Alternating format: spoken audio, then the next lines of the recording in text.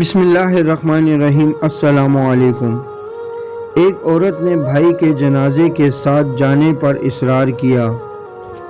بھائی کو دفن کرنے کے بعد تمام حاضرین کے سامنے اونچی آواز میں کہا، یا اللہ، اب یہ تیرے سپرد ہے، تو عادل اور حاکم الحاکمین بھی ہے۔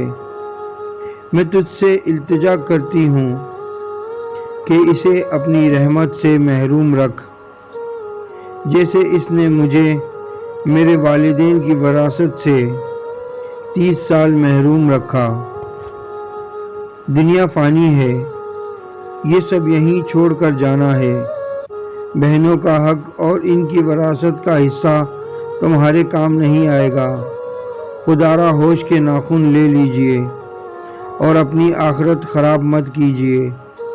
اپنی بہنوں اور بیٹیوں کو وراثت میں ان کا حق فوری ادا کریں۔